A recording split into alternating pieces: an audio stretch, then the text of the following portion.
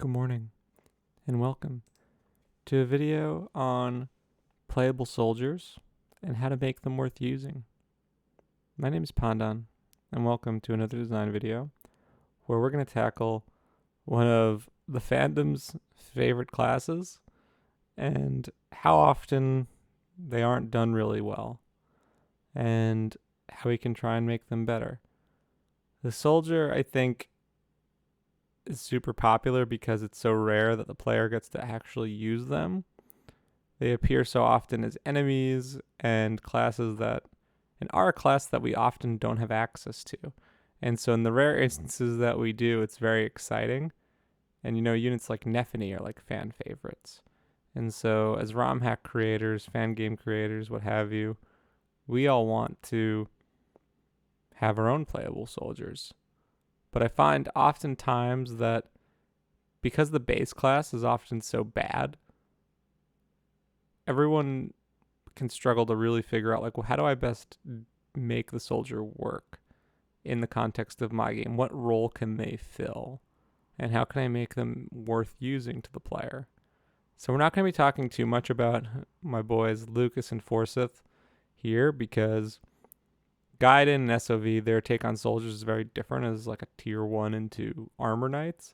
And that's certainly an approach you can take, and we'll talk a little bit about that. But the focus is really going to be on a more vanilla GBA type of setup and what you might be able to do with soldiers to make them compelling to use.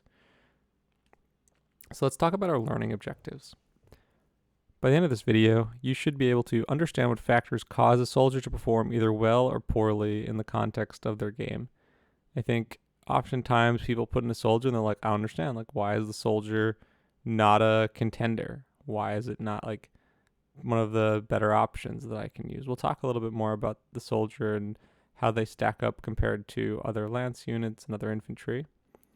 We'll talk about how to design soldiers so that they're useful and worth using despite their flaws. They are typically a 5-move lance-locked infantry class. How do we make them stand out when you consider other options that can do what they do? And lastly, what to avoid when designing soldiers in your game. And sometimes it's not about making the soldier good, but about making it so that the context of your game enables the soldier to be good, to make them worthwhile. It's like if you had a game where it was 95% water, the fleet's going to be amazing even with no stats, for example. That's a very extreme example, but you get what I'm saying. So let's take a look at soldiers through the ages. And surprisingly, there aren't really very many playable ones. Enemy soldiers are always kind of crap, but there's a couple of playable ones, specifically in Tellius, and we'll talk a little bit about Fates as well. And first we have Nephenee. Nephenee is, I think, one of the things that really still stands out to me is how popular Nephenee is. Like even like in the context of Talia, she's probably like a top 5 like favorite character for a lot of people. I know she does really well on fan polls. I'm still really surprised that like series wide she's so popular considering how poorly Talia sold and how few lines Nephenee has. Like she's one of those like minor characters who, in my opinion, isn't really that interesting, like reading her supports and just seeing what she says like in the main story.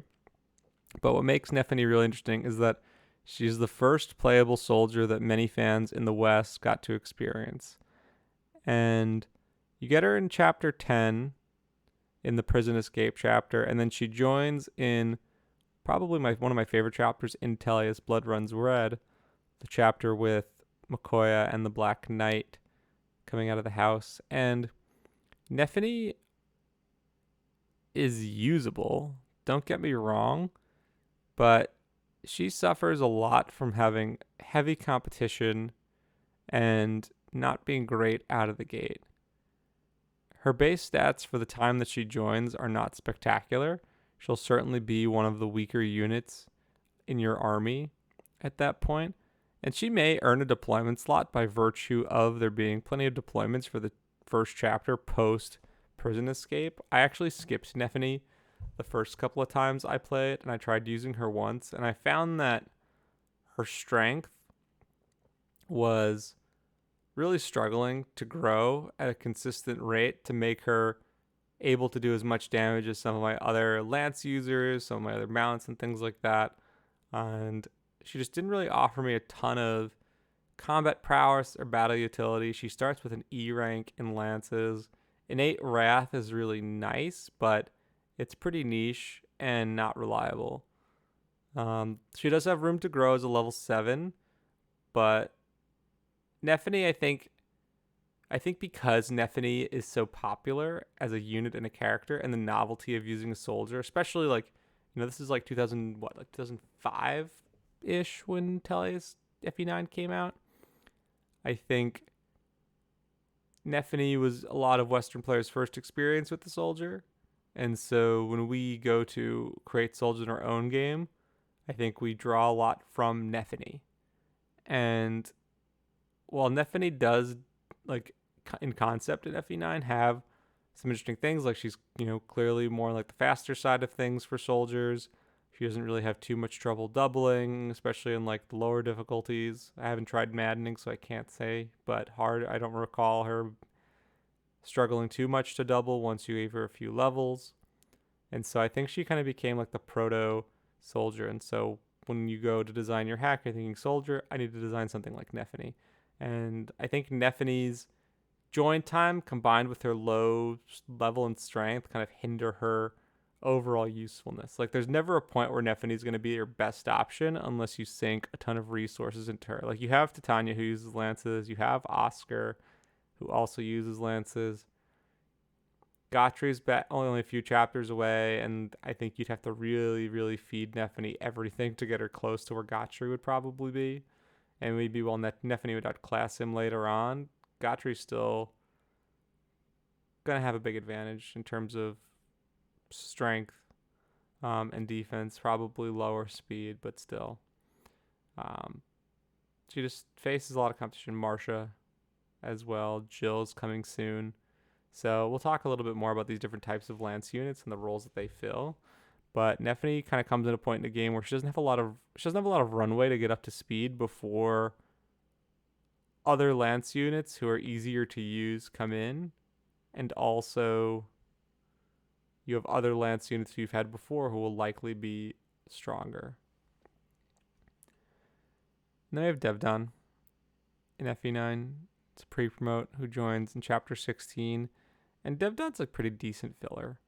He's not terrible, but he's the type of character that you probably will overlook unless you're playing Iron Man or find him particularly amusing. He does have a nice staff rank. He does have a nice lance rank. He comes with a B. Serenity is not a very useful innate skill. Fire is a nice affinity. He has some interesting supports, but I think he struggles to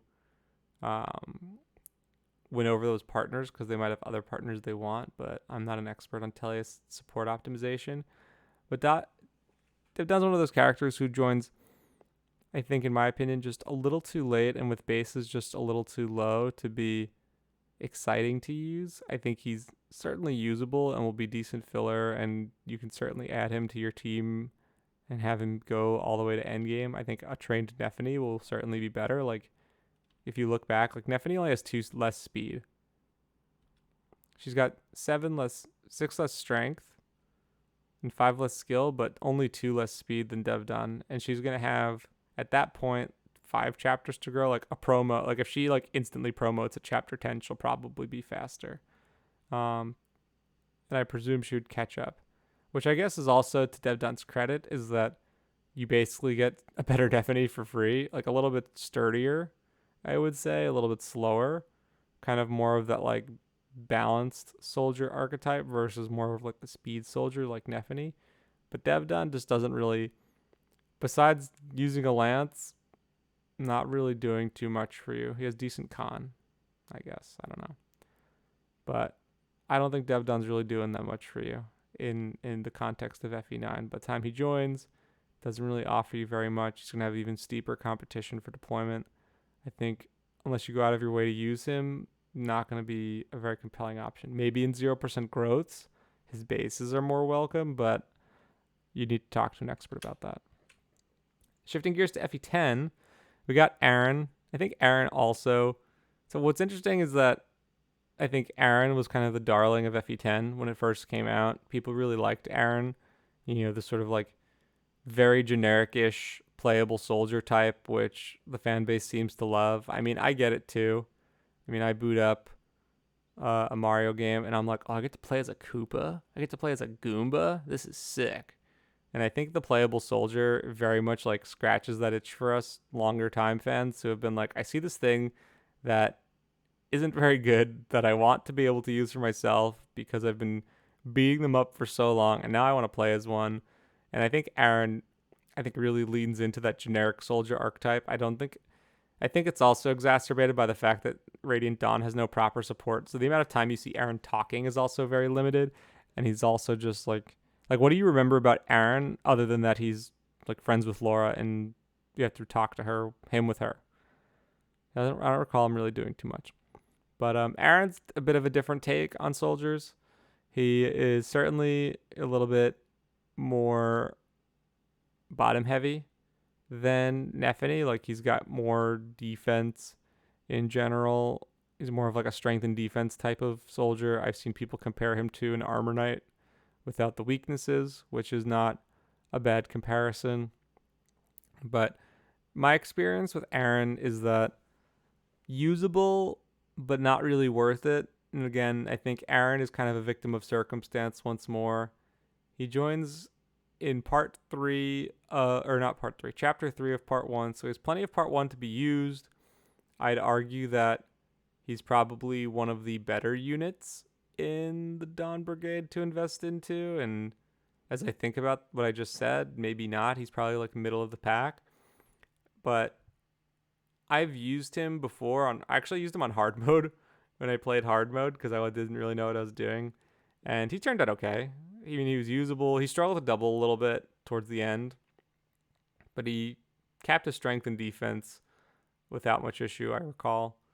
But I think overall, like, typically you're probably not going to want to train too many too many Dawn Brigade units because they are going to be lower leveled and outclassed by units you get later. And when you compare him to someone like Nolan, who has a higher level, who gets a prof weapon, as well as someone like Edward, who also has a little bit more room to grow. And Edward, I think, we could have a whole video on Edward, but Edward, I think, also generally can be seen as having more potential. And I think having a few or more chapters to grow and a prof weapon can make him a better choice to invest in. Obviously, Jill goes without say. Zyhark, of course, is very popular to train. He's also quite good overall as far as sword masters go. Ilyana is another unit from the Dawn Brigade who just has so much availability that using her is not necessarily a bad idea. But Aran's the kind of unit where, like, you could use him. You'd probably have to go out of your way to, like, make him worth using for the long haul. But, yeah, he's just, like, not spectacular is how I feel about Aran. Even if you train him, he's not going to be anything special. Nephenee and FE10. I think Nephenee and FE10 is much better. I always use FE10 Nephenee. I love Part 2, Chapter 1. I think it's probably the best 3-unit chapter Intelligent Systems has ever done. It's such a cool premise that you have these very minor characters from the previous game heavily featured.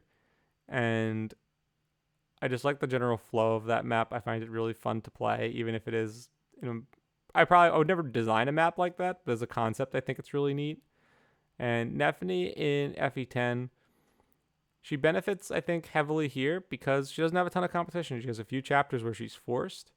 She's in a part where you have a lot of units who are all kind of middling in some way, with the exception of, like, Har, who is exceptional and has so much availability that you're definitely going to use him. Like, Har is a top, like, 2 unit in Radiant Dawn, arguably. Probably, in my opinion, probably the best overall. But Nephenee is in a part where she doesn't have a ton of competition. She has pretty solid base stats.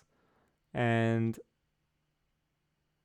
I haven't played Radiant Dawn in a while, but I just know that she is pretty good when you have her. And can be worth bringing to later parts of the game. Is she, out of the box going to be as good? Like in a 0% context? Like, no. But she does have this room to grow. She does have chapters where she's going to be your best option to use.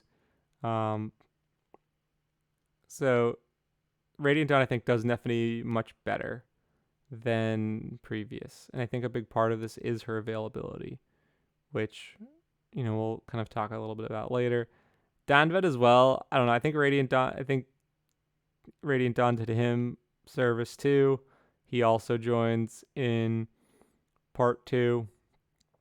You see, actually, he's just like better than Nephenee, but I think he has fewer chapters to really shine.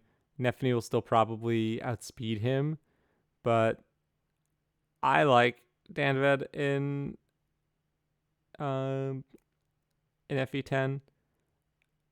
I think he's fun. I mean, I also have a bit of like Radiant Dawn Halberdier bias. I just think it's a fun class to use in that game. The animations are really slick, especially the map ones.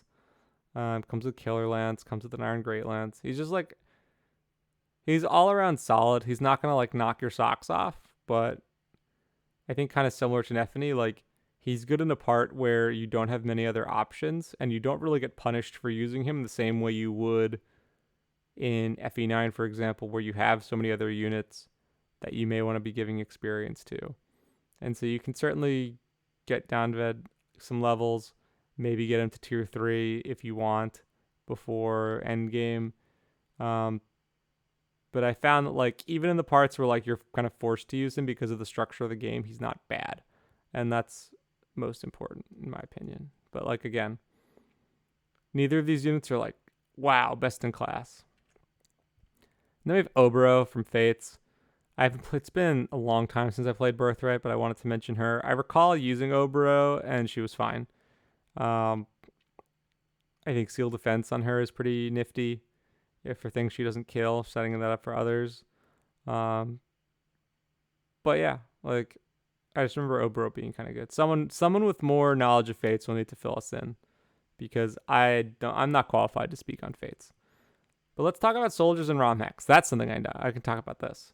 So we've seen vanilla, we've seen the inspirations, you've seen here, like we'll scroll back a little bit, like we have covered different archetypes of soldiers. We have the sort of like general like more like armor knightish, more speed oriented, a little bit like FE9 Devdan is a bit more like overall balanced in how he's statted. So let's go to soldiers and ROM hacks, and we're going to talk about Kristoph. This is Kristoph doing something big moment. And Kristoph was kind of the impetus for why I wanted to make this video, because I think Kristoph, and as much as I love Road to Ruin, I think he's very much emblematic of soldiers and ROM hacks and the challenges that I think many hack designers have had with them. And Kristoph is a unit, like you look at his stats, and his stats are decent for the time he joins. He joins pretty early in Road to Ruin. I think at this point you have fewer than 10 units in your army when he joins, and I think this is like chapter 6 or 7, something like that. And he joins with these stats, and his stats aren't terrible, like decent strength, decent skill, decent speed. His luck and res are really crap. His luck in particular hurts. His con isn't spectacular, but he's got like decent, HP and defense. A fairly well-rounded unit. Where Kristoph really suffers is in the availability department, because despite joining early, he also joins at the point where you're actually making a choice of who to bench. And when you compare Kristoph to your other options, you have Corvin, who is an armor knight with lances and axes. And then you're using Ava, you have Buck, you have Tori, another lance user. You have Vance, you have 2 healers. You have Hugo. You have Melusine, who actually joins in that same chapter. Or that next chapter, I should say. You don't have Melusine quite yet. But with Kristoph, you get him in a chapter. You have him for like half a chapter. You may get him like some experience, maybe a level if you're really ambitious. But I look at Kristoph going into that chapter and I'm like, I don't think I really need to use this guy. I'm getting so much more out of like Tori who can fly, or Corvin who has like a very clear like niche of like strength and defense, plus he gets axes, unpromoted. Do I need a third lance user for this map? And the answer is no. And then I think from there, it's just kind of continues to be downhill for Kristoph. And I would argue that Kristoph is the worst unit in Road to Ruin because he's just like never better than any of your other options. And I think that's what makes soldiers in general really difficult to make work, because there's always a better option. And unless you give them to the player at a point where they have no other options and they have to use them and get attached to them, they're probably not going to be fielded. Like looking back at like all of the soldiers that we've seen in the vanilla games, even I think with the exception of Aran, who comes in like chapter 3, when else are you getting a soldier early? And it's not real. None of them. They're all like mid to late game. And you see in Radiant Dawn, like Nephenee and Devdan, like you have chapters where you get to use them. And so you can get attached to them or get some good level ups and be like, okay, I'm investing in this unit to make them work. Kristoph doesn't really give you that time unless you go out of your way to, which is just another barrier to using him. I think Kristoph could be made better by giving him more of a notable speed advantage over Corvin or better luck, but like just not a very compelling unit to use, despite the hype of a playable soldier. Just not a very compelling unit to use. But speaking of early game soldiers, we have Kurtis from Order of the Crimson Arm.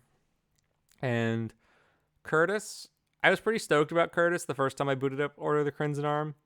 He is a level 1 soldier who joins in the first chapter, I believe. You have the prologue, and then he joins up immediately after. And these are his bases. He's not level 4. This is from Pushwall, 0% growth. He was doing some work there. But he just sent me this to use as a screen cap because I didn't have one handy. Thank you, Pushwall. And his bases are not great. He kind of comes across as like this trainee unit. I think his description states that he's like a young recruit or fresh soldier type, like one of those types of characters. And Kurtis, while he does have time to shine because he gets force deployed and you can use him, he suffers from a couple of things. One of the things is that he has an E rank in lances, and so it just takes him a long time to get up to where he needs to go. You have Algemis, who is a lance lord, who's effectively just a better soldier. Like, the Ephraim Lord class is just a better soldier most of the time. It's a soldier you're forced to use and incentivized to use because they are the Lord. And Kurtis also suffers from just the general principle of Order of the Crimson Arm, and I think that's even more relevant for someone like Nilda, is that there are just so many options. One of the things I really like about Order of the Crimson Arm is that you have a big cast. One of the things I don't like about it is that you constantly feel like the new units you're getting are just outclassing your old ones completely. And Kurtis suffers from this when Nilda shows up, because by the time you get Nilda, like look at Kurtis's base stats. Look at Kurtis's base stats. Look at Nilda's base stats. It's like, do you really think that Kurtis in 10 levels is going to catch up to this? Like, maybe in strength, but not skill and speed. I just don't see it happening normally. And then Nilda, like, while she joins at a point in time with like her bases being more viable, better ranks and stuff like that, she's also joining at a time where like you're getting really tight in deployment. And do you want a second Algemis at that point? Maybe a third Algemis if you're already using Kurtis. Probably not. And so I think Nilda, again, kind of suffers from the availability issue for soldiers in that she's not offering you much utility. And I think it's exacerbated by the fact that Algemis exists. But infantry lance unit, lower con, bases are solid but not spectacular. I think she would struggle for deployment. We have Ace, the last promise. Ace, I think, Ace suffers from two things: availability and just his bases are awful. He has really low bases. He's not very available in Siegfried mode. He comes back in the Anakin mode, and you just need to really make him work. You got to really put an effort to make him work. I don't recall his growth being anything special, but his bases are so low, it just takes so much time to make him good. And I think Ace, again, kind of gets used because of the novelty of using a soldier and a hack, but I think he's really just like not worth the effort at all. And Rex is kind of similar. Rex just joins really late comparatively, and his stats are just not going to really stand out or be interesting to use. So I think it's interesting to compare the soldiers in TLP to the soldiers in Order of the Crimson Army, because it's kind of the same situation for each pair, where you have one who joins early but just has bad stats and will struggle to keep up, and then another one who joins a bit later and looks decent on paper but contextually just isn't going to be as compelling. And I think Rex kind of suffers for that too. I do like, though, that Rex and his dad both wear helmets. I think that's cute.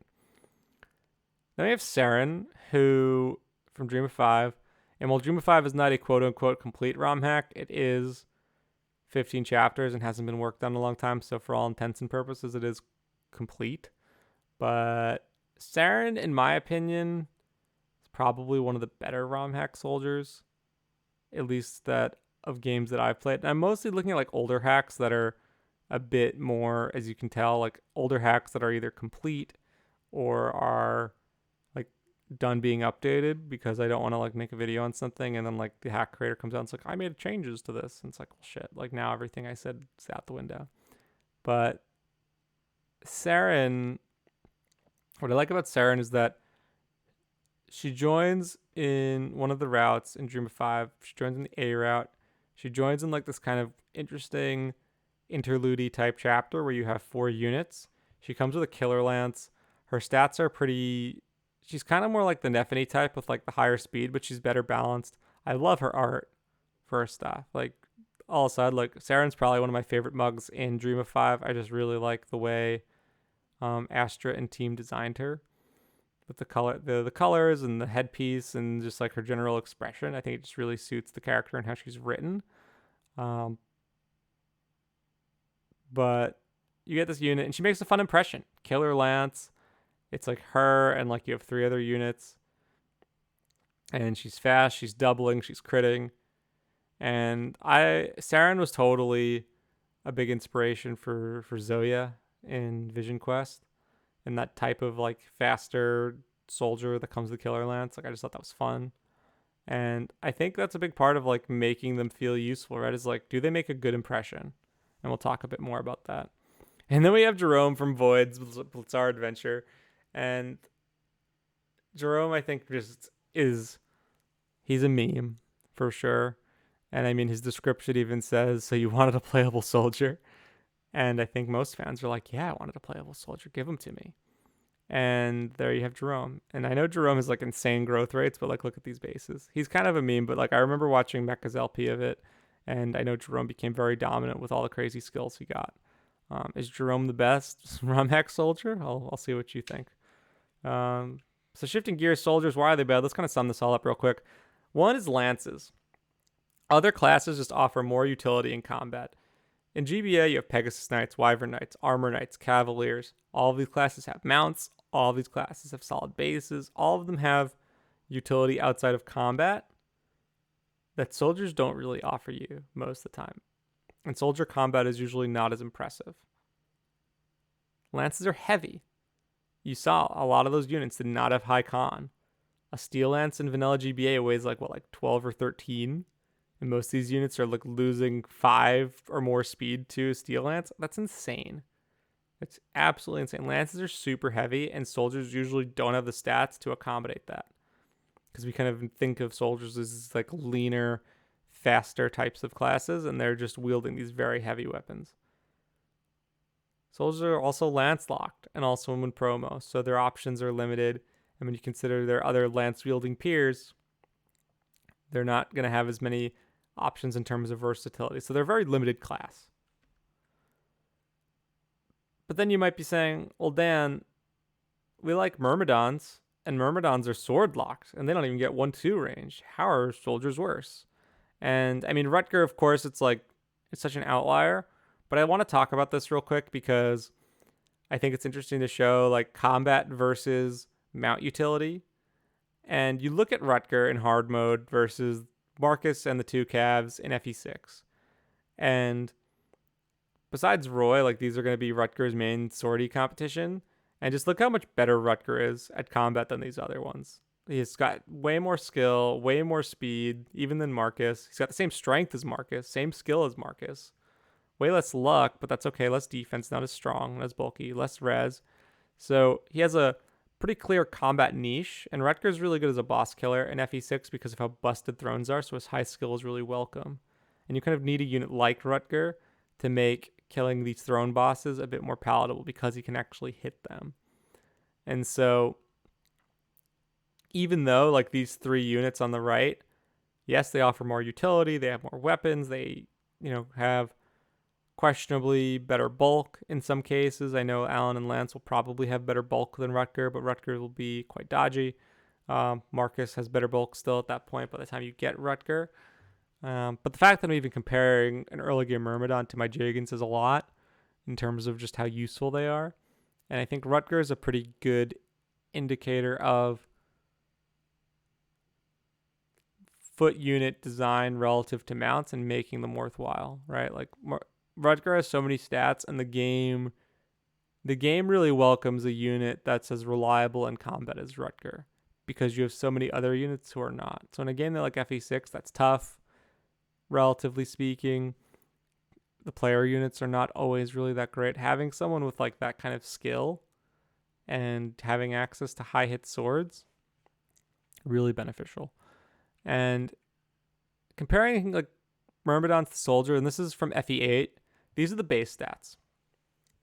I think it's easy to forget, and I think some hackers just kind of stick with vanilla baselines because they're scared of moving things around or they forget. Like, look at these baselines.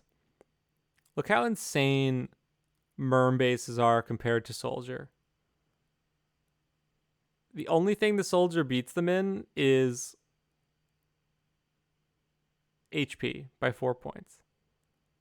They're down 9 skill, 8 speed, 2 constitution even, and leads are heavier than swords. And I get it. The Soldier in FE8 is not a playable class. They're just Goombas for you to squash. But you have to go and edit this, guys. You got to make sure you're editing this and just like look at this as a comparison and inspiration. It's like we say like Myrmidons struggle in games with like enemy phase orientation.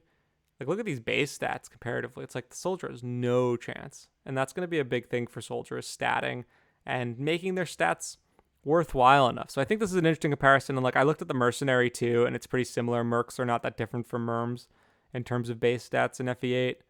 And so you kind of see that these other like locked to one weapon infantry classes just have better bases to accommodate their lack of utility. While Soldiers don't really get any of that. So how should you design Soldier stats? I think you've noticed that there's a couple of different archetypes that we've talked about within Soldiers and different ways you can shape them. And I see these approaches done more, and especially I think more of the newer hackers are starting to like figure out like how we can make Soldiers better. Just taking the learnings from our forefathers, and there's a couple different stat balances you could do. There's Lance Mercenary, so more of like a well-balanced, kind of skill-oriented Soldier. Lance Myrmidon, more like a speed-oriented, like the Nephenee type, but maybe a little bit, buffer overall. I think there's also this idea of like the paragon of balance, like the Soldier is a really well-balanced class. Solid strength, solid speed, solid skill, solid defense. They're not going to be the best at any of them, but they can be plugged into multiple situations and do okay. Like your second best unit in any one thing. Or an armor light, like the Aran type, where they're a bit slower but a bit stronger on strength and defense. And they kind of like play like a role where it's like, okay, I can be your off tank, more or less. So there's so many different approaches you can take, and it's fun to experiment. But like when you're thinking about the base stats of your soldiers, which archetype makes the most sense? And of course, with a player unit, you can have a lot of you can manipulate this a lot. But if you're gonna have enemy soldiers, where do you think they best fit on your enemy roster? Availability, we've alluded to this quite a lot today. Many ROM hacks just don't give soldiers time to shine. They come in at points where you don't really need them. They come in at points where there's so many other units that they're competing for slots with. And so They don't have that time to shine. They don't have time to get attached to, or for you to get attached to them. Fire Emblem players love training units. They love growing their units. If you give your player time to use their soldier, they probably will like them and want to use them. Don't give them a soldier and then give them something else immediately better. Maybe 5 or 10 chapters down the road, if they've only had the soldier for a bit, maybe they'll say, you know what, I want to stick with this guy. Other issues too. Other lance users may appear earlier, limiting the need for soldiers. How many games start off with 2 calves with lances and swords and a mount? And then a soldier comes in. It's like, why am I using this gimped cav? My early game pegs, my early game wyvern knights, my armor knights. There's so many other lance users that can fill out a roster and have other utility that if the soldier's coming in after them, it's like, why? The soldier just doesn't offer any other utility. Unless you make the soldier good at combat, these other lance users are likely going to outclass them just by virtue of their class alone. And first impressions, are they useful during the time you have them? Are there sword enemies for them to go after? Do they cover any weaknesses on your team? This is really important. I think because we so often see games that the triangle is built kind of around the sword because of the commonality of sword lords and just swords in general in most classes. There's a lot of axe enemies. Lances are bad against axes. Limits the usefulness of soldiers. You really need to design your enemy composition intently if you want to have lance units be more relevant by virtue of them in combat versus their utility. Like Pegasus Knights in the early game bandit chapters, like they're probably not going to do a ton against your brigands, but they are going to fly around. Soldiers are not going to fly. We don't have flying soldiers yet. Do they cover any weaknesses? Like, do you need a lance unit?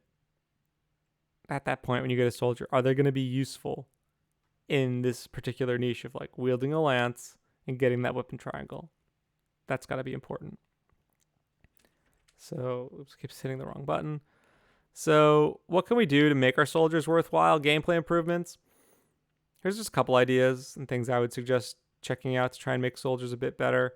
Decrease lance weight and beef up their constitution. Or. Can we make lances lighter? Can we make soldiers beefier so that they lose less AS? I think that's the first step. Speed is so critical in most games, and so doing this can really help. Give the player a reason to use your soldier. Get them invested. Is there a need? Are there sword enemies? Are the soldier like your only lance unit for a few chapters? Like, get them interested in your soldier. Does your soldier have an interesting plot hook? Are they cool? Do they look fun to use? Do they get hard mode bonuses? Do they have an epic backstory? Like stuff like that, right? Like get them interested in using your soldier. Another thing I like to do personally as well, and this is a bit more of a contentious topic, is having mountain classes focus more on their utility than combat. Like if your soldiers are like very clear, like these are units that are good at combat. They go in and they fight. Like a Myrmidon. Myrmidons are supposed to be good at combat, one-on-one combat. Maybe your mounted classes instead are more utility oriented and don't do combat as well in general. And so that soldier has this same, while having the same weapon, will be better at combat.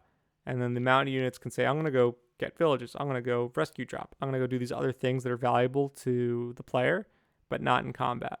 And that's where the soldier can come in. And then your context. Do I need an infantry lance user? How is your game laid out? Does it favor this type of class? Is this type of class going to be useful? Context is so important. If you don't have good context, it doesn't make any sense. Like if you're going to drop a soldier in the Western Isles of FE6, they probably won't be very useful. It's like, look at Wendy, for example, lance user that joins like right before you go to Axeland, Island of Axes. You're not going to use her unless you're crazy or memeing. But you need context. You need good context. Like, does the soldier benefit me in any way?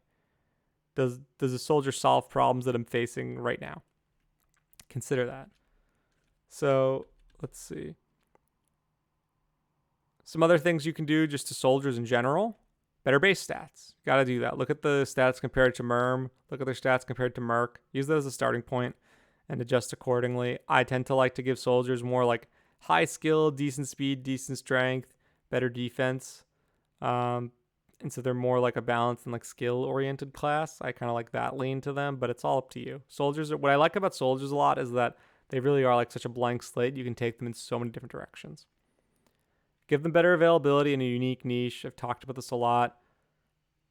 Give them something. Give Halberdiers crit to parallel Swordmasters and Berserkers. We didn't really even talk about their promos very much in GBA, but if you do have a Halberdier, give them crit. If you're going to have Swordmasters and Berserkers with crit, they need it. And you can also do like the Staff of Ages thing and give them soldier-only weapons to mirror Myrmidons. Myrmidons get like the Shamshir or the Wodow and all this stuff. What if the soldier had a cool soldiery weapon that your player soldier comes with that gives them like extra hit or crit or something like that to make them worthwhile? Staff of Ages does this. I think it helps Axel out a lot in Staff of Ages, but I wouldn't put it on all the enemies. So just something to consider as well. Could I give soldier-only weapons the generic spear? Everyone's favorite. It's just stuff to keep in mind. But that's it. Thanks for watching, guys. I hope this was helpful. I know people have been asking for this video for a while, and I'm excited to make it. I think soldiers are a really fun class. I think they're a class with a lot of potential. And I think we as hackers and fan game creators, we can really benefit from the blank slate that is before us in the soldier class. There's so many different angles we can take with them. Stylistically, there's different things we can do. There's not a lot of limitation in terms of like the nature of their character. Like, sure, the class is soldier, but like, are they a rebel? Are they a mercenary? Are they a knight? Are they a fresh recruit? There's so many different angles you can take that fit. It's just a very flexible class. And if you take the time to really think about like where they're going to fit and how they're going to compare to your other units, whether it be your other infantry footlocks and solo lock weapon users or whatever, or your mounted units with lances, thinking about like, where is the soldier going to stand out and where are they going to offer value? What kind of stats are they going to have?